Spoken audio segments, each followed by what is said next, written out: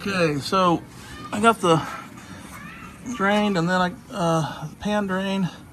The filter I got loose. It's currently draining. One thing you're going to want to do, these have an O-ring kind of built into them, a rubber seal. You want to inspect that really good, your drain plug, and make sure it's good, not cracked or torn or anything, and clean it off really well. And then in the front here where it drained out, make sure you wipe that down really well also before you put it back in. And then, kind of snug it up. Don't over wrench it. I mean, this is aluminum, but, give it a little bit, just a little bit past tight. I'm going to take the oil filter, the new one, sitting right out there, and I'm going to take some of this oil that's draining out right here, and I'm going to wipe it on the rubber seal that's on the top edge of the filter. And so when I say the top edge, the piece that seals up against this, you want to put a little bit of oil on that to make sure it seals well. So I'm going to finish taking this out. Now it's done draining. I'm going to wipe off, make sure it's really clean on the seating surface, and I'm going to put a little bit of this oil on the top of the brand new filter, and I'm going to tighten it up and put my drain plug in. Okay, so sorry, the octopus on. You can see I got the back jacked up pretty high with my jack. The oil had stopped draining, and then when I jacked up the back, it started pouring out the front. Again, I don't know if you guys can see it. It's done now, but a whole bunch more oil came out when I jacked the rear up. So I'm going to let it sit here and go until there's not a lick of oil in it. Stop dripping, then I'll set it back down in the back off that pneumatic jack, and then I'll jack the front back up enough that I can get underneath it, and then we're going to take out that sensor level sensor. We're getting close. So I'm going to get the oil up to about 140. As you can see on the dick here, she's up to 138, so I'm almost there. So once we get to about 140, what I'm going to do is I'm going to jack the car back up, put the jack stands back under the front. The 15 millimeter wrench that fits that drain plug, and I'm going to drain the oil out into the pan there. I've already put the miles and the date on my bottom of my oil filter, so that's already done. And then I'm going to lower the car back down off the jack stands, take my pneumatic jack out, and then I'm going to take the pneumatic jack to the back of the car, and I'm going to jack the back of the car up. You want to get the nose a little bit lower than the back. So if you can get it to be at an angle, pointing down a little bit, everything will run out of that oil pan that way, and get a real good drain. At a bare minimum, have your car at least level. Don't like right now I've got it sitting on blocks because you got to drive up on wood blocks to get a jack underneath it. Don't just stop there and drain it, because your car is at an angle. You will not drain well. So anyway, I'm getting ready to turn her off, jack her up, put the pan underneath her, let her back down, and then go in the back and jack it up in the back. So wish me luck. The other thing I'm going to do this time before I go here is I'm going to try Valvoline's Restore and Protect. Full synthetic. Car's got 217,125 miles on it. I'm only going to probably drive it maybe 1,000 miles on that oil and change it again. So it's an expensive proposition, but high mileage car, a lot of carbon buildup and so forth. I hear good things about this, so I'm going to give it a shot. I'll probably tear the oil filter apart too and just see what's in it. Maybe do a video on that too. So here we go. All right, so I'm climbing up underneath the car here. The front's forward there. Car is on jack stands. That is not what's holding the car up. That's a good way to get killed. Trust a jack. So there's front, looking forward on the car, and this right here is a view hole for the rear main seal. There's the oil filter, and the part that we're going to replace is on the right side.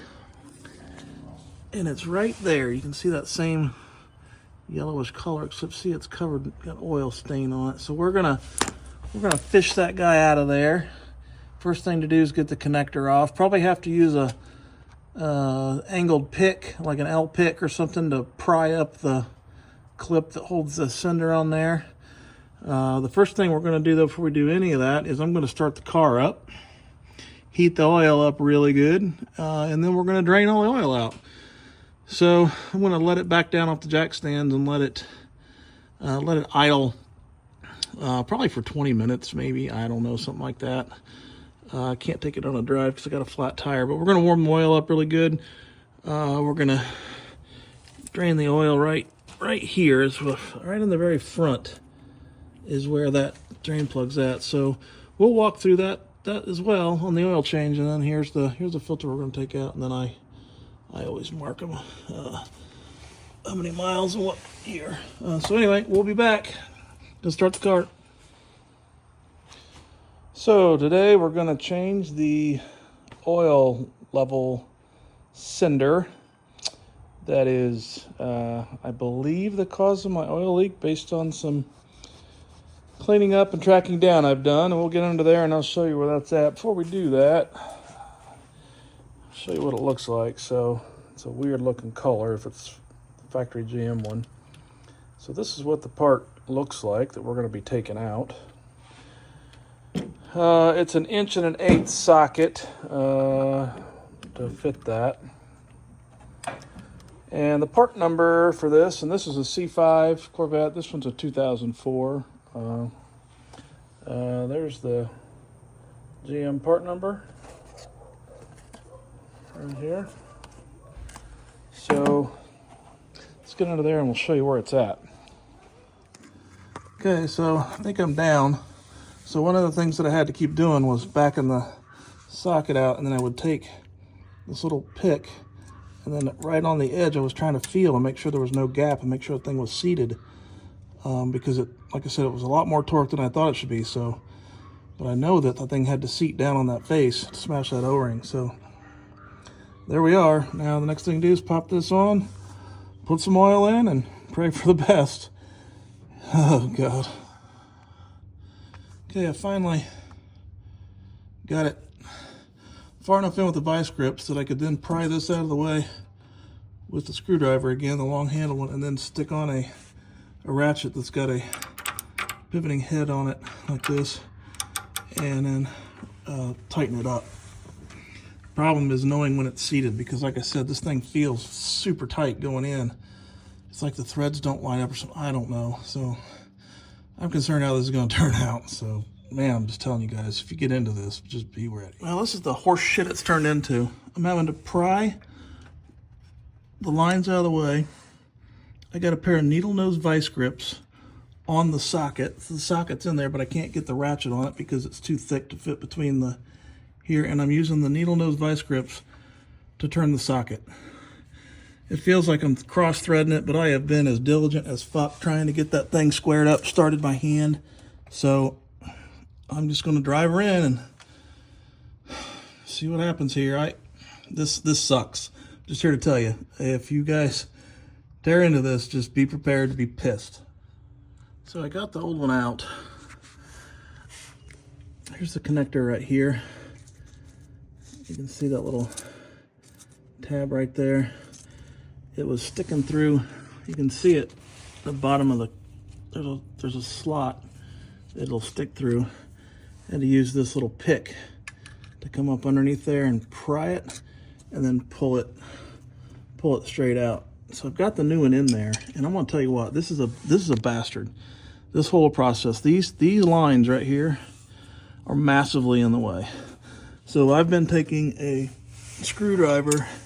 And I mean, you've got to want to do this job. I mean, I've been having to pry these out of the way like so in order to get that out of there, and then get the new one in. So I mean, you can do it, but you really got to want it. So the challenge I've got at the moment that I'm running into is I've got it in the hole and I've got it started, but I can't get it to thread smoothly. It kind of stops, and I'm afraid to force it because I don't want to cross thread it since it's plastic. So my next thought is I'm going to take a large screwdriver and I'm going to stick it in the slot there and see if I can't turn it as a screwdriver. And of course, you got to be careful not to mess up the electrical connection, but I'm going to go where the clip goes. So anyway, that's the next thing. So these right here, this is a bitch. I'm just here to tell you.